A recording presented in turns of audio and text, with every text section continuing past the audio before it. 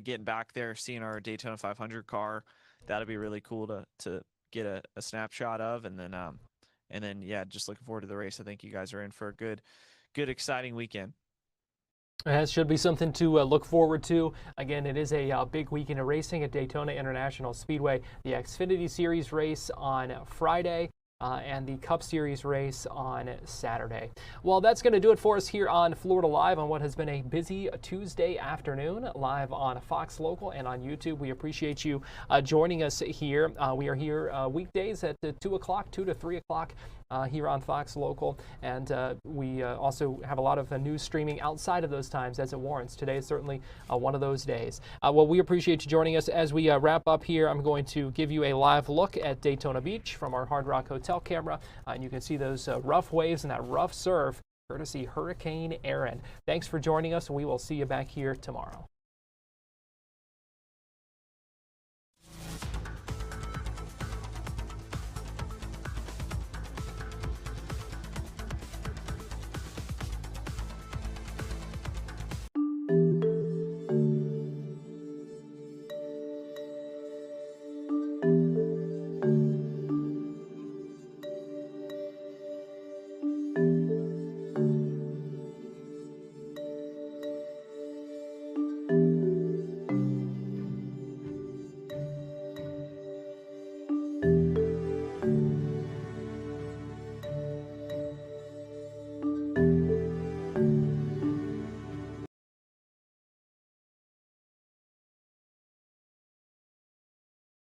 You're watching Fox 35 News Plus, streaming on Fox Local. Good afternoon to you and welcome into Fox 35 News Plus. I am Garrett Wymer and thanks for joining us on this Tuesday afternoon live on Fox Local and on YouTube. It is 4 o'clock and that means it's time for today's Top 4 at 4, where we break down 4 of the big stories that we're tracking in the Fox 35 newsroom today. And joining me for today's Top 4 at 4 is Fox 35 News anchor John Brown. John, good afternoon. Happy Tuesday. Let's start with that video you had right there. That's the one that's getting all the attention today. An illegal immigrant truck driver has now been arrested and is facing deportation after allegedly attempting to make an unauthorized U-turn in Florida there on the Turnpike. I still, in my mind, I watched this time and time again, I can't figure out what the guy was trying to do and how he got to there. But the maneuver resulted in a crash that killed 3 separate people in a van. Hajinder Singh, who entered the country illegally and obtained a commercial driver's license in California, has now been charged with 3 counts of vehicular homicide in connection with that fatal crash this week, according to FHP. Republicans, of course, blaming California Governor Gavin Newsom for allowing him to get his CDL. Democrats countering that argument, saying that it was Trump's policies that were put in place during his first administration that actually made it legal for him to be able to work in this country. But I think the thing that has people so angry is his just lack of empathy. Afterward, he's just walking around. Even you hear one of the officers say he's showing no emotion whatsoever. 3 people just died. So I think that's what has a lot of people outside of the immigration issue here. He is expected in court around 4:30 in Stockton, California. We're hoping to get a feed of that hearing. He is facing extradition here to Florida to face those charges, 3 counts of vehicular manslaughter because of the 3 people who died in that crash. And you mentioned kind of the political back and forth over this issue of the driver's license, and that is something that we've seen kind of a back and forth between officials here in Florida and officials in California. Governor DeSantis talked about this earlier today during his news conference in Osceola County. Here's what he said. And that should have never happened. He should have never been here. He certainly shouldn't have gotten a commercial driver's license from California. And, you know, it's disturbing, too, because if you look, we have video of this. We have photos of this. And he seemed to not like, I mean, it was almost like, you know, he's walking down the sidewalk, maybe stubbed his toe, just kind of like, it was like, it didn't register to him, you know, what had happened. And I'm like, that is really, really cold.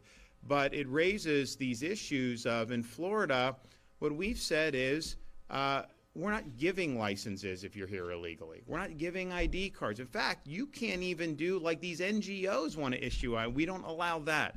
We don't recognize California driver's licenses. And so we're creating a situation where following the law is the right thing to do. And he was talking too about, you know, his kind of demeanor in the aftermath of that crash. Right there. All right, moving on to this next one here. The story of Giovanni Pelletier continues to get more and more strange. So that's the young man right there. He's 18 years old. Of course, we all know he disappeared down in South Florida after he was visiting with some new family members he had just met. Well, his body was later found in a retention pond. So now the sheriff's office down there is releasing more video that sheds a little more light on what may have happened there before he disappeared. The video was shown during a press conference today. It shows Pelletier running almost uncontrollably down an embankment leading to the retention pond where his body was later located. And they said, as you'll notice, there's nobody following him. He just took off running like this. And so if you remember the backstory here, he had texted his mom help when he got into the vehicle, but the people, his new cousins that he just found, said he was just acting strange right from the get-go. So they're waiting for the toxicology now to see if maybe there was something in his system that caused him to have this sort of reaction. Family says he had never done anything like this before, so this one is just really strange. Yeah, and they also showed some other video. This is from the interstate, and it's really hard to tell, but they believe that is Giovanni in the lanes of traffic there, as cars kind of have to go around him, try to avoid hitting him. This would be after he got out of the car that he was in with his cousins.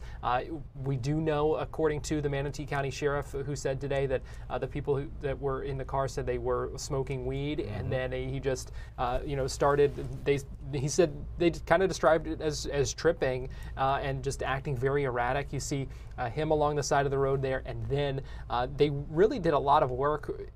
It was interesting to hear from that news conference earlier today as the sheriff talked about kind of all the stones they turned over to track all this down, because we know it was days without answers as a search, not sure where exactly he was, where exactly he had been last seen. And then they were finally able to kind of retrace the steps and uncover the video that you first referred to of him going down that embankment. And at the bottom of that embankment is that retention pond where his body was found. It does make you wonder if there obviously some sort of drug, you would think, or some sort of psychosis there. But the sheriff always said time and time again, is like, the guys in the car, their story has never wavered at all. The family is suspicious, as you would be. But, I mean, interview after interview with the same people that have the exact same story. So obviously something set him off, and it's too bad. Just found his family. I think his father was in prison, had met some new family members, going to meet some others, and then ends tragically like this. It's really too bad. And so we have a much more full picture now of what happened. But as the sheriff described today, there are still some unknowns in this case.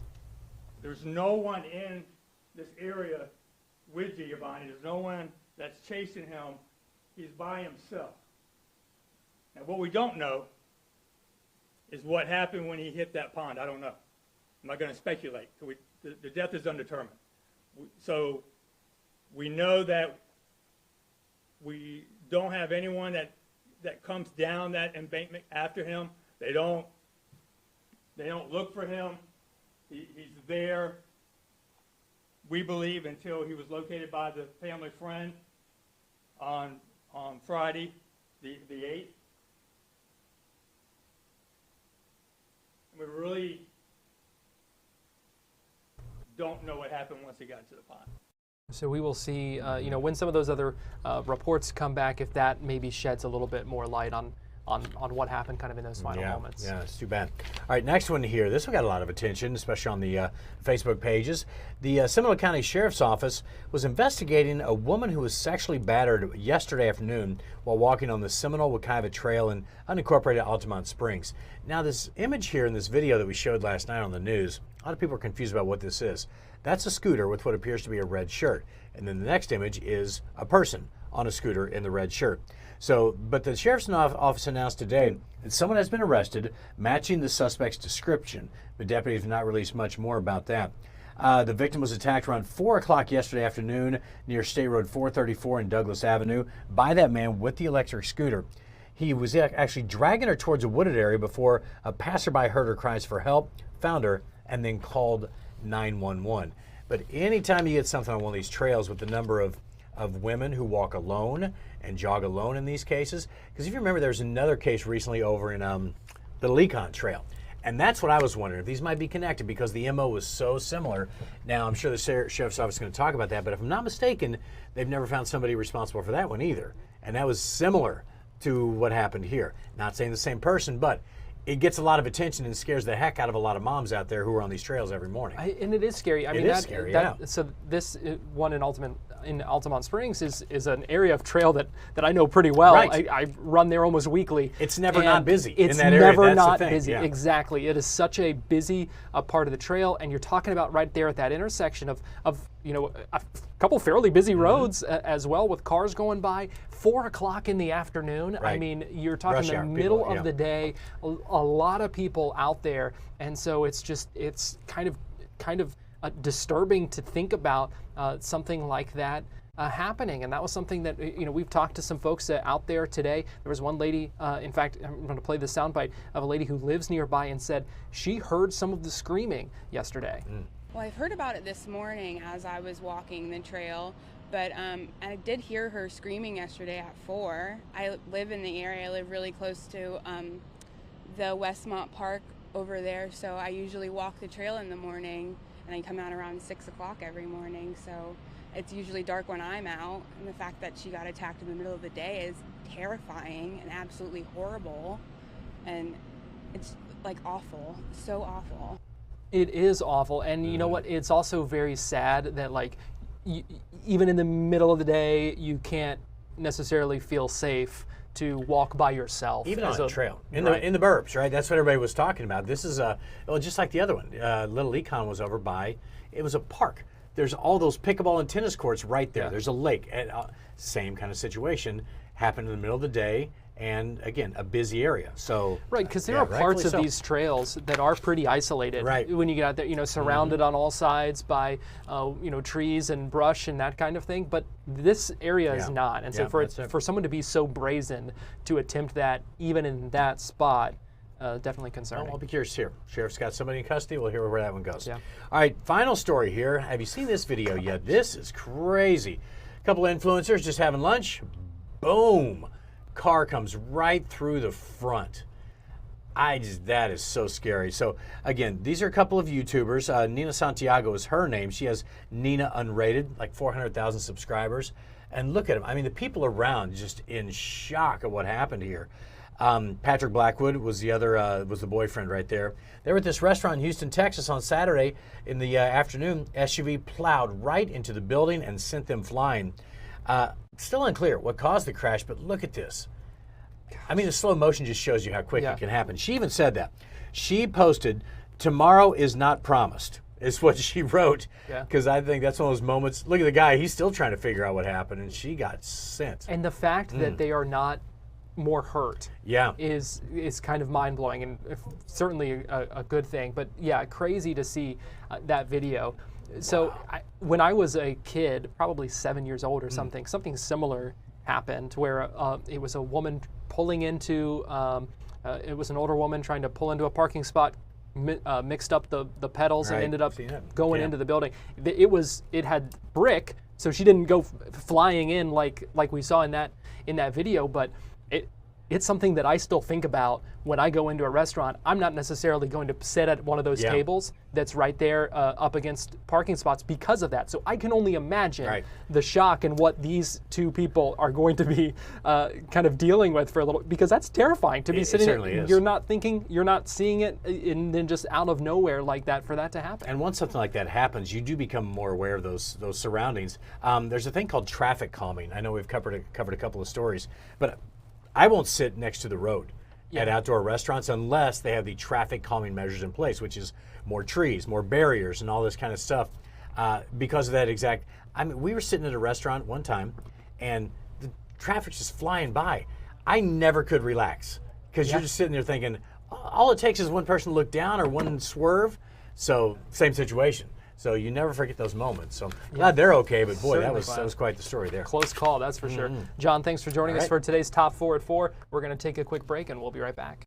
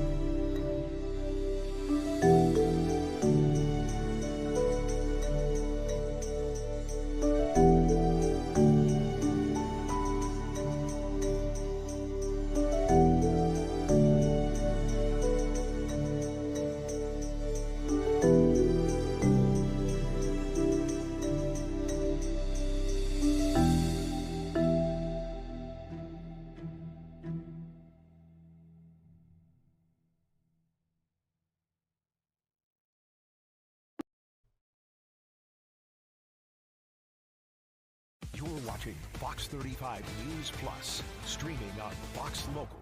Fox 35 Storm Team meteorologist TJ Springer joins me live now. And TJ, we're talking about Hurricane Aaron, which weakened a little bit more, but could re-strengthen? Yeah, it's possible, Garrett. I feel like it's in such a warm area in the Atlantic right now, water temperature-wise, so that's only adding fuel to the fire. But what's kind of tearing it down is some of that wind shear, and I think that's why it's been able to weaken some, get downgraded to a Category 2. There's still a lot of storminess around the center, but I feel like it's a little displaced too, so that's something that we'll have to watch. But thankfully, at least right now, it is weaker than what we were talking about yesterday. But we are certainly seeing those impacts on our beaches. Oh my gosh, yeah, that's going to be the big story. Thankfully, just indirect impacts, but still really rough surf and the high rip current risk, really life-threatening rip current risks across not just our beaches on the East Coast, but up and down the eastern seaboard, where you're seeing the yellow and the orange on the map across the Carolinas. Those are tropical storm watches and warnings. You can see Aaron going to be really close to places like Cape Hatteras and the beaches of the Carolinas, and that's where the wind could get up close to tropical storm force and maybe wind gusts up closer to hurricane force. And that's what we're going to be watching as this eventually starts to move off to the north and east, away from the U.S. and up toward the Canadian Maritimes, eventually weakening to a tropical storm later on this weekend. You can see that the wind, even for us, going to get a little gusty. That center of circulation on our Fox weather model, though, going to be far enough away from us where the wind isn't going to be super strong, but I think you're going to notice it a little more so as we head through our day tomorrow, with gusts potentially up around 25, maybe 30 miles per hour, and then a lot better as we head through the latter half of our week. Now, the other story has been the surf, the rip current risk, and that's why we have at least the potential with the wind and the strength of this storm, the surf to exceed 8 feet, and that's why we have this high surf advisory through 8 o'clock on Thursday, 8 p.m. Thursday, for all of our East Coast beaches, for the waves that could potentially get up between 8 and 12 feet. And again, the rip current risk going to be life-threatening. So if you're not a professional surfer, an avid surfer, even then you really have to be careful, but you certainly don't want to be in the waves if you're out there on the beaches, maybe here for vacation. Definitely going to be not advised by the beach patrol, by the lifeguards. Now, as Aaron starts to work away, we have another area of interest off to our east. That's a 60% chance of development over the next 7 days. And that one, still something to watch.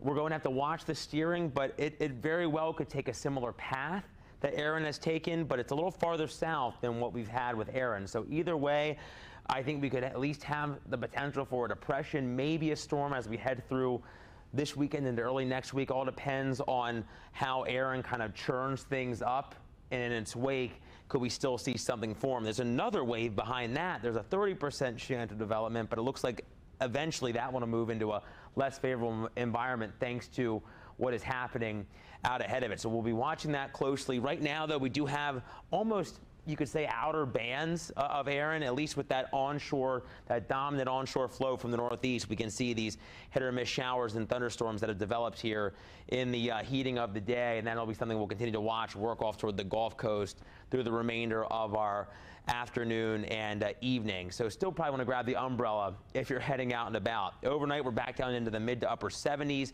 We'll see any showers and thunderstorms fading away. Then tomorrow, back up into the low to mid 90s. With some of that drier air, I think temperatures may be able to warm up just a bit more than what they have been, thanks to that sinking air, that drier air around Aaron wrapping into the Sunshine State. But we're still going to see, I think, some isolated showers and thunderstorms tomorrow afternoon. We'll see that here on our Fox weather model. Tonight's activity fading away through later evening, past dinner time.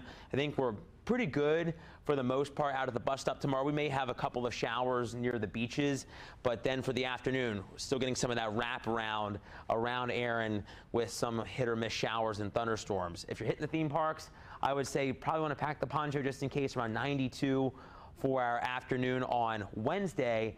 And then we start to see our shower chances and storm chances come back up on the Storm Team 7-day forecast as we get into a more classic pattern for this time of the year. The sea breeze collision driving our afternoon rain chances, and it looks like eventually we'll try to see some drier conditions early next week, Garrett, behind another disturbance that could try to bring us a little more rain later this weekend. So I would say, thankfully, once Aaron exits, we'll be watching these other waves, but for now, I think Aaron is still our big story. All right, and temperatures pretty close to average. Yeah, I mean, that's one solid point. I feel like at least we're not as hot, as brutal feeling as what we've had this summer. At least we'll be somewhat normal for Florida standards in August. All right, Fox 35 Storm Team meteorologist TJ Springer, we appreciate you joining us. Thanks, Garrett. I appreciate you. And as we go to break here, we'll give you a live look at Daytona Beach from our Hard Rock Hotel camera, and you can see those waves breaking the rough surf that TJ was just talking about. We're going to take a break, and we'll be right back.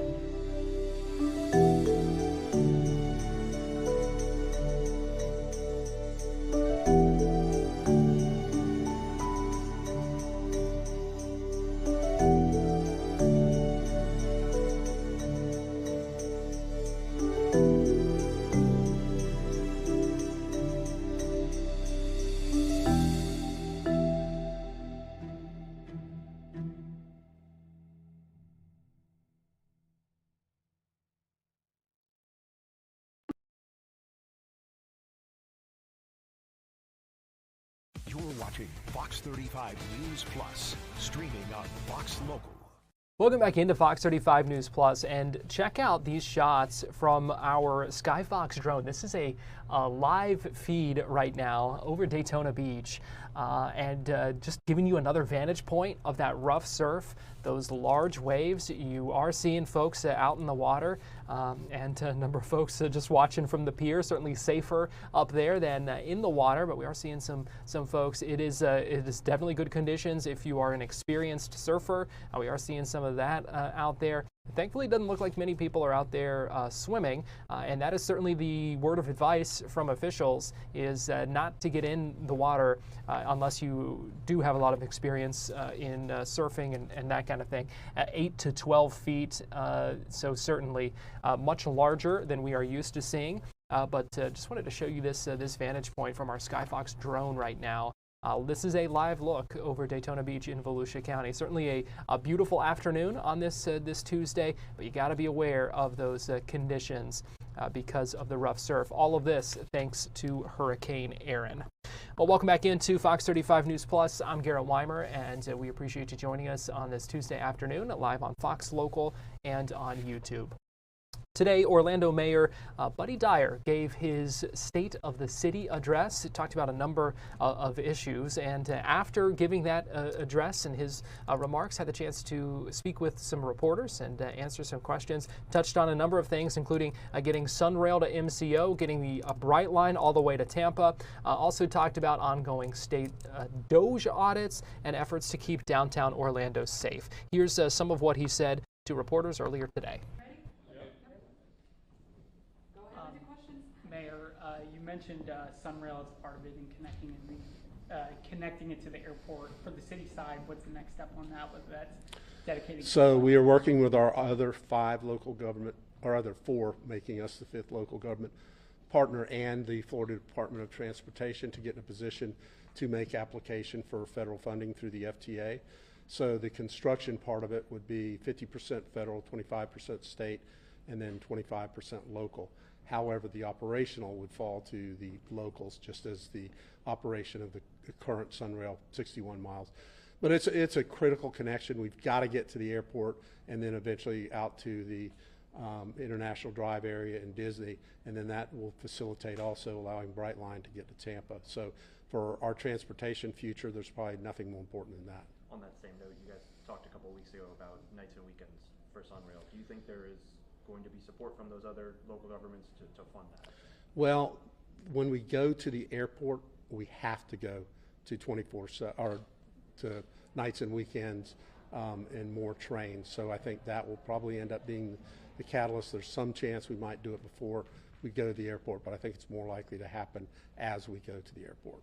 Mayor, speaking of housing, that was a big topic today, and you mentioned the Orlando's Unlocked initiative. Can you talk about that? So that's just a combination of everything that we're doing to facilitate the ease of creating more housing. We know that we're at a huge housing deficit. You've seen the price of every level of housing, from rent in a basic apartment all the way to the $1 million homes going up and making units unaffordable to young families. So we're doing things like expediting permitting, easing zoning regulations, looking at whether we have as much parking as we've had in the future, and combining a lot of things. Will now, plats, for instance, won't necessarily have to come to city council anymore. They can be done administratively. So we're just incorporating all of that into that term.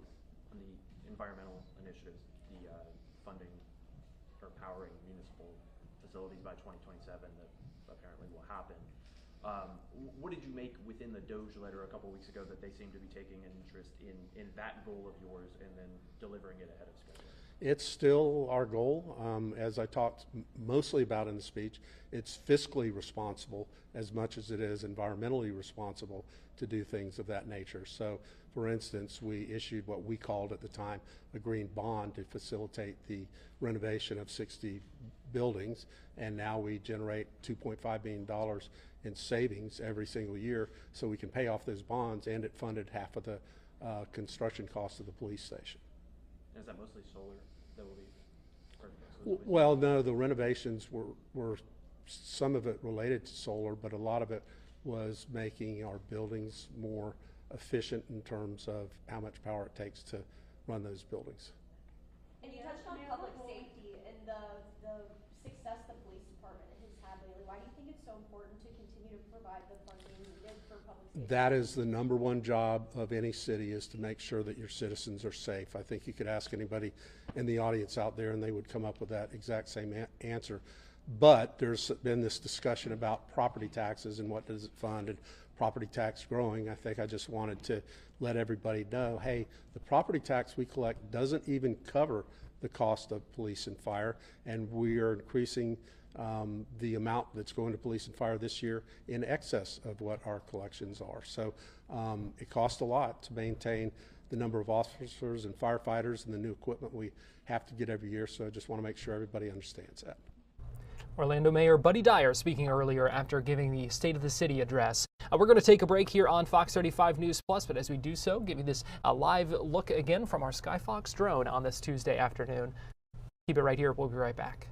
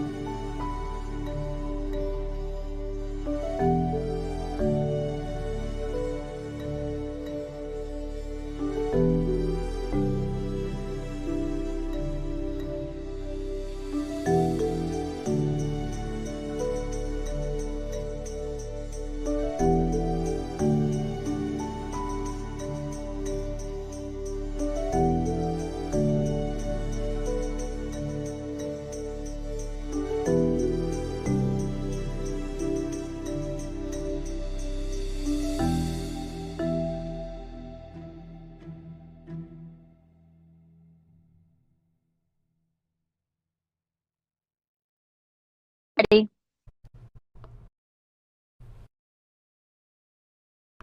You're watching Fox 35 News Plus, streaming on Fox Local.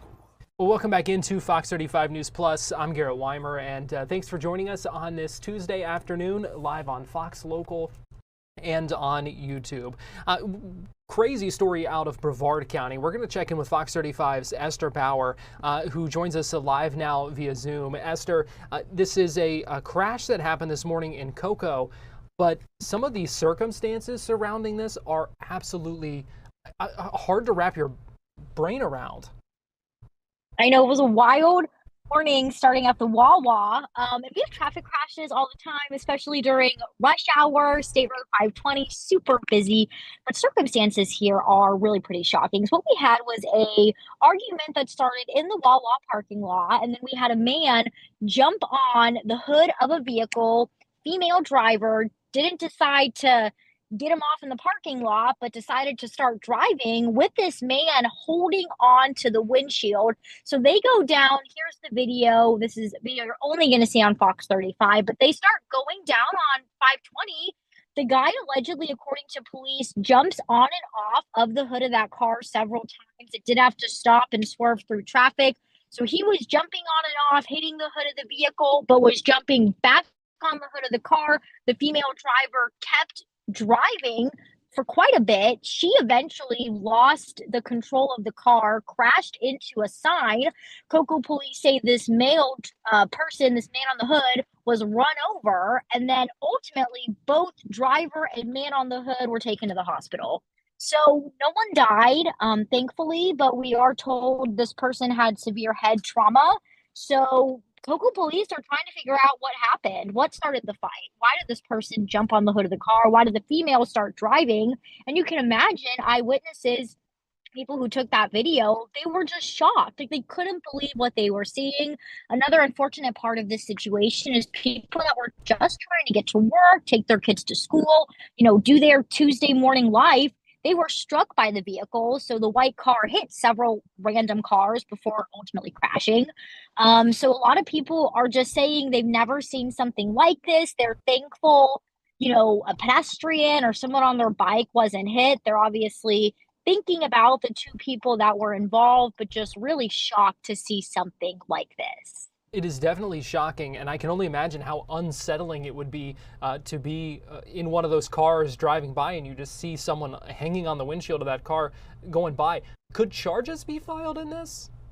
Yes, so Cocoa police are trying to get to the bottom of, like we said, why was there this fight in the parking lot? What exactly unfolded here. And it's likely, Cocoa police say, charges could be filed against both the man on the hood and the woman who was driving. But they also have to get their stories from both of these individuals, and they were immediately taken to the hospital.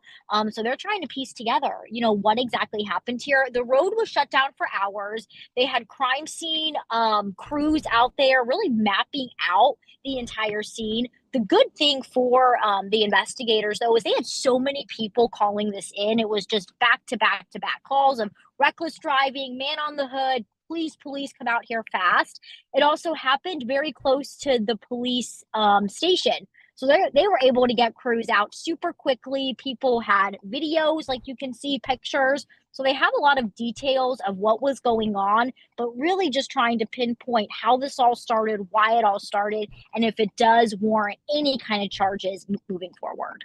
And Esther, in your story that we're going to see shortly here on Fox 35, you spoke with with one of these witnesses. Oh, yes, and she is definitely shaken up. She said, "It's Tuesday morning at 8 o'clock. How did we get here?" So she was just extremely shocked by the whole thing. And she was really terrified because she's sitting at this red light. She's looking in her rearview mirror and seeing this car with the man on the hood barreling towards her. So she's like, well, I have nowhere to go. The unfortunate situation was, as it was weaving in and out of traffic, it did hit the person in front of her who she knows that person. So she feels for them. Thankfully, her car was not hit. But as this eyewitness who says she's lived in Brevard County for 50 years, she's never seen something like this. Wow. Fox 35's Esther Bauer, we appreciate you joining us this afternoon and look forward to seeing your story coming up in a little bit. Sounds good. We are also learning more about the story out of Marion County, where a man is now facing charges for allegedly using his sprinkler system to spray kids with disabilities as they board the school bus. This is something Fox 35's Marie Ettinger has been looking into today. She joins us live now via Zoom. And Marie, what's the situation here? Well, Garrett, I mean, you said it. The Marion County Sheriff's Office actually sent a deputy corporal to stake out the area, and he says he witnessed it. He even took video where he's kind of narrating, and it shows the school bus pulling up. It shows the sprinklers turning on right as the school bus gets there, and the only ones that turn on are the two sprinklers that are closest to the driveway, and they're pointing out directly towards the school bus and this father and his two disabled children. The father, by the way, is also disabled. And the other, like the rest of the sprinklers in the entire yard are not on. The school bus then pulls away and the sprinklers turn off. So the deputy wound up calling this man. His name's Antonio Romero, and they said that he actually admitted to doing this, and his arrest report says that he used his surveillance systems that he has on his house to track when the bus would actually be there, because he spends part of his time living out of state. So when the bus pulled up, he would turn on those sprinklers. When it left, he'd turn them off. And because he was essentially weaponizing that sprinkler system, he is charged for 2 counts of aggravated battery against a disabled person, which is a separate charge, and then the battery against that's against the father. He has 2 counts for that. And then also for stalking, because he used those surveillance systems to keep track of this family and monitor their movements and where they were going to be. I mean, it begs the question of why. Was he upset with them over something, or what was kind of the backstory? I know the why. This man does not like people in his driveway. I talked with a bunch of neighbors about this, and there's a lot of court records saying this. He he's in the process of getting sued by the HOA because he put metal jacks, like spikes, across his driveway so that people couldn't get through. The HOA told him you need to take those down, so he instead put up a fence. He's also not allowed to have that. The HOA went after him for it. And in total, they amassed like $13,000 in attorney's fees that a judge says he has to pay. He hasn't done that yet, so the HOA is considering putting a lien on his home. That was one incident. He has also called deputies several times. Garrett, a moment ago, you played video of a deputy showing up. That happened today because he called deputies on reporters for being near his property, not even on his property. By the way, I did try to talk to him. He did not want to talk.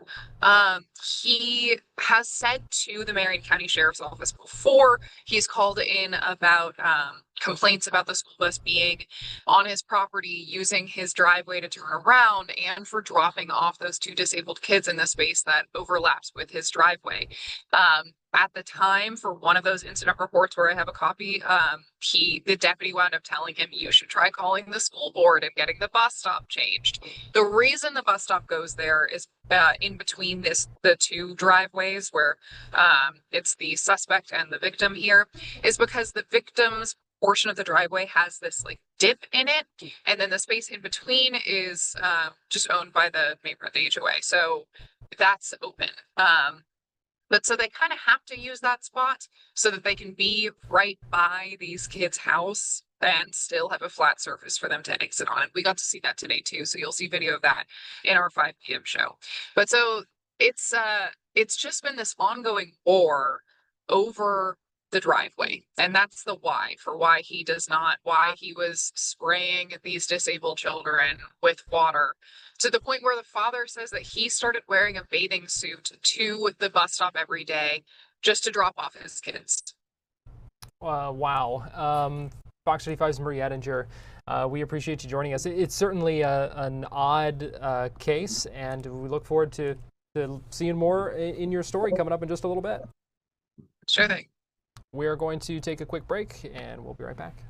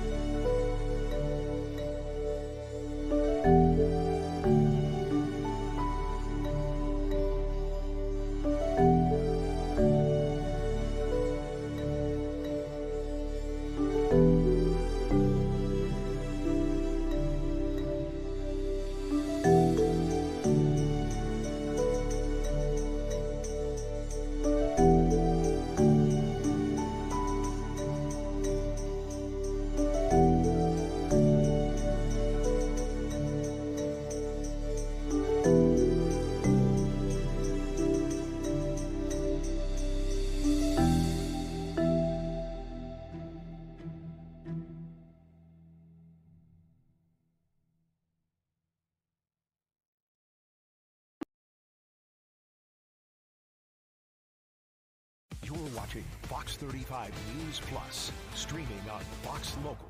Welcome back into Fox 35 News Plus. I'm Garrett Wymer, and thanks for joining us on this Tuesday afternoon, live on Fox Local and on YouTube.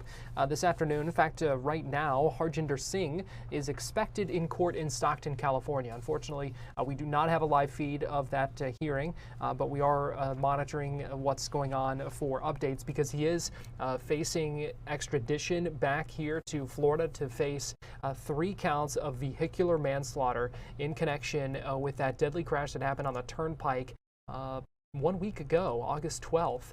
That 3 people were killed in that crash when investigators say he tried making that illegal U-turn across the highway. We have seen that become the latest flashpoint in the battle of immigration and the debate over that, part of the national conversation, specifically between contrasting policies in Florida and in California when it comes to immigration, when it comes to driver's licenses. And that's something I talked about this afternoon with Kimberly Leonard, Politico reporter and the author of the Florida Playbook newsletter. Yeah, that's right. And, you know, top officials in Florida, Republicans, really enjoy this contrast between California and Florida. They talk about it a lot. And the latest sort of battlefront is over illegal immigration. The particulars of the case are complicated and more complicated than officials make them sound. But essentially, the person who had been driving the car was an Indian national. He had apparently been granted asylum in the U.S. and was awaiting his court hearing. But in the meantime, under the Biden administration, say the Department of Homeland Security, he had received a work permit to then obtain a commercial driver's license in California.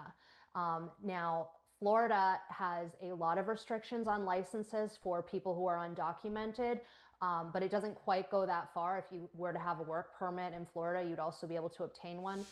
But California does allow people who are undocumented to obtain regular licenses as well. And so it has become, you know, just without getting into kind of the particular back and forth, it has become this area where now the DeSantis administration is blaming, you know, California for what has happened. The White House is blaming California. They also like the contrast because Governor Gavin Newsom over there is already fighting with them over redistricting. And so they are blaming that state for what they say is essentially a too permissive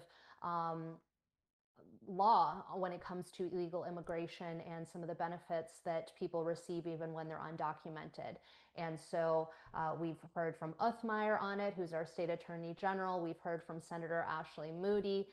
The campaign arm for Republicans, for House Republicans, has also talked about it, essentially trying to tie this accident to all Democratic House members who voted against stricter restrictions on immigration.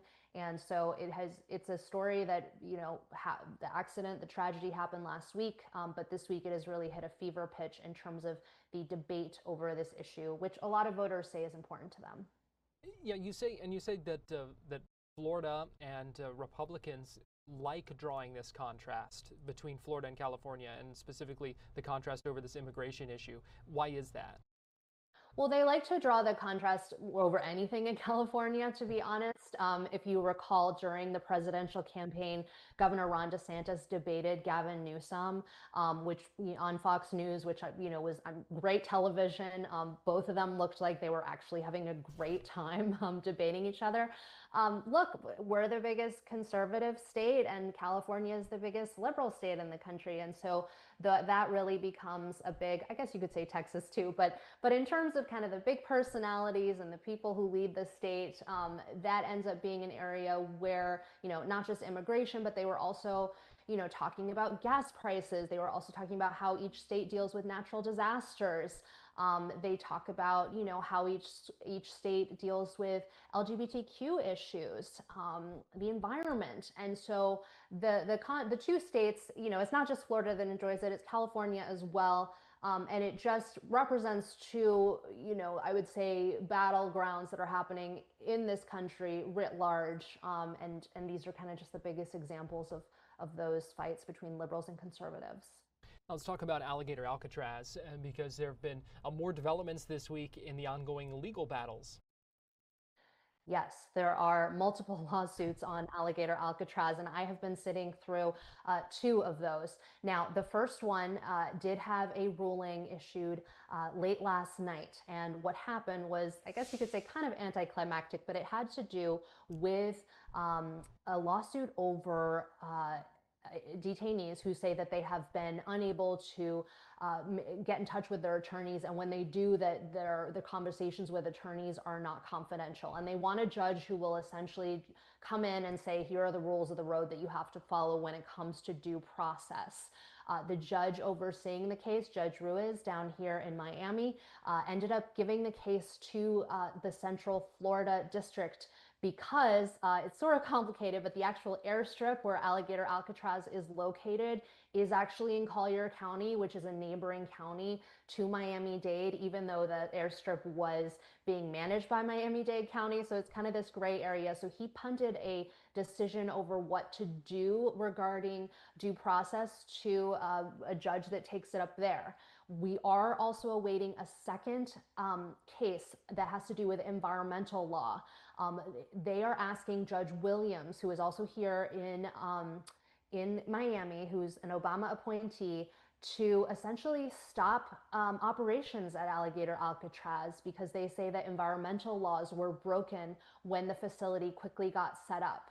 And I don't want to prejudge, but based on the way that she was speaking, she did seem sympathetic to the environmental argument. And so she promised to rule as soon as Thursday in that case. So there could be a pause to operations. The governor has said he would appeal it. But in the meantime, the state has set up a backup plan in North Florida where they're basically putting an abandoned prison back into operation in North Florida. So that place will also serve as another area of detainment and deportation. Yeah, these, I mean, you mentioned spending a lot of time in court. These hearings have been happening, I mean, just about every day, it seems like, for these multiple different lawsuits. Yeah, I mean, there have been a lot. The environmental one was very complicated. You know, they had to really go through the argument for why they were concerned about endangered species, why the environment would really suffer from runoff if there are too many people out there. And so going through and explaining everything with all the different experts, they didn't even end up calling all the witnesses that they initially had planned on doing, neither the defense nor the plaintiffs. And so that alone took 4 different days spread across a couple of weeks. And even if a decision is rendered, you know, let's say tomorrow or the day after, it's going to go to the appeals court. And so that means that this will go on for a while. Meanwhile, the conversation over redistricting is also continuing here in Florida as developments also happen in Texas and California. But you've been reporting on this push and this conversation here in Florida as well. Yeah, and my colleague Gary Fineout has also done amazing reporting on that, especially. He talked to Al Lawson, who essentially had his seat wiped out through redistricting and faced a lot of different lawsuits and trying to get it back, but ended up, you know, not being successful. And actually now he's thinking about running for governor, so that may be his next avenue. But Republicans in Florida are definitely supportive of the idea of, you know, doing a new census and then redistricting, possibly getting 1 or 2 more seats in Florida, which of course, you know, allows Florida again to say that it's sort of leading the way in the conservative movement, because they want to say, well, we can help Republicans maintain a majority, because, you know, the state is majority Republican registration right now. And it also depends how they, you know, cut up the map and things like that. But this is something that, you know, for everything I can tell, every leader, we haven't heard from the Senate president exactly on how he wants to move forward on this, but the state house is going to be setting up a commission to look at it. And so this is very much, you know, going to be something that in the coming weeks and months that Florida will be talking a lot about. What's next, Kimberly, before we let you go? What should we be keeping an eye on this week in Florida politics? More Florida leadership, I guess you could say. Joe Gruters, who's a state senator, had been running for chief financial officer, is sort of the lone candidate to lead the Republican National Committee, and he is going to get most likely voted in this Friday. So once again, Florida sees a lot of leaders coming in to, the Trump administration, the national conservative movement, and, Joe Gruters will end up traveling all over the U.S. as Republicans try to hang on to their U.S. House and Senate majority. And so he, has been a Trump guy for way before it was cool. And so we expect to see him a lot in the national coverage in the next couple weeks. We'll be right back with more Fox 35 News Plus after this, so keep it here on Fox Local and on YouTube.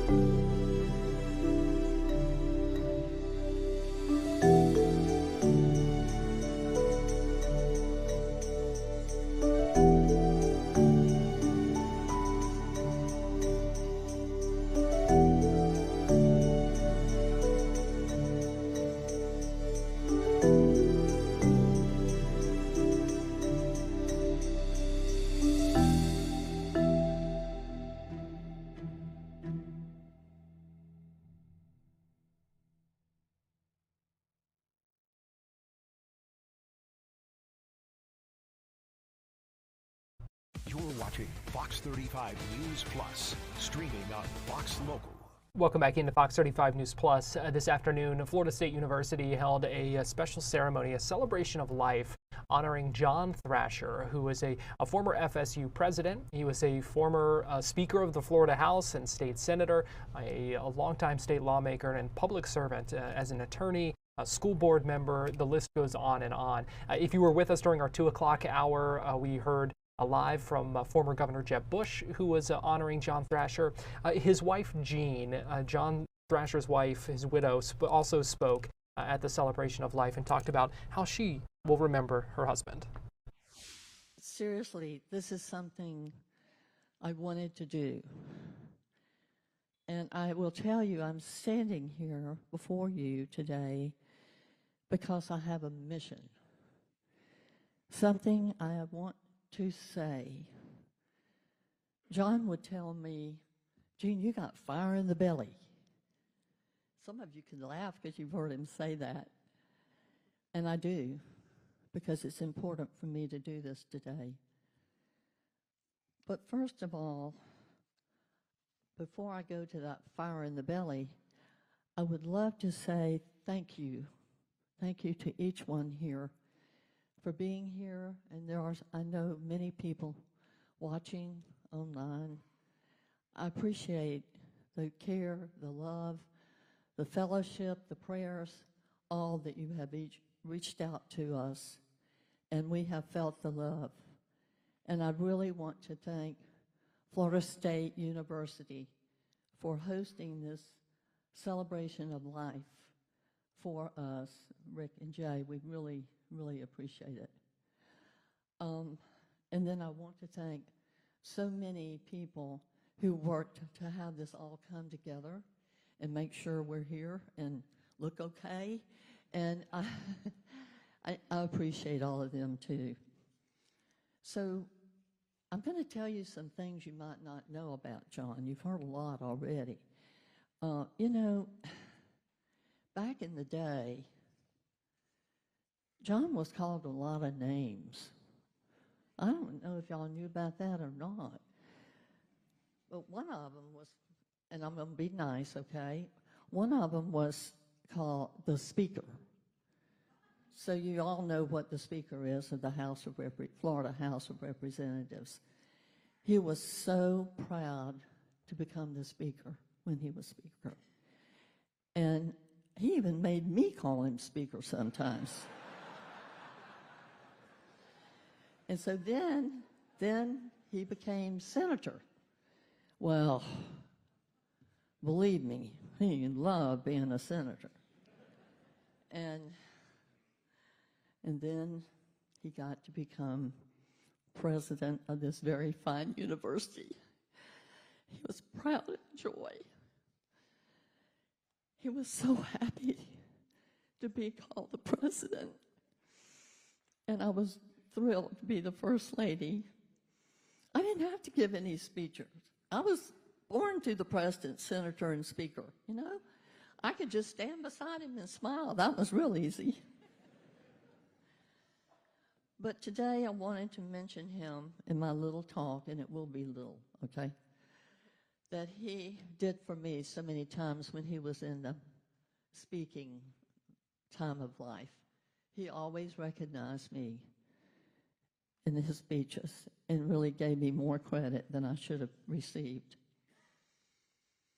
But one of the other things I wanted to share with y'all is John rarely got sick. I mean, he could work a whole year and never have a sick day. I mean, he did. The wife of John Thrasher, remembering her husband in a lot of different ways. Some touching remarks there. Also heard from Thrasher's children, some grandchildren as well, all remembering him in their own ways. Certainly a public servant for decades here in the state of Florida. Well, we appreciate you joining us here on Fox 35 News Plus. We're going to go ahead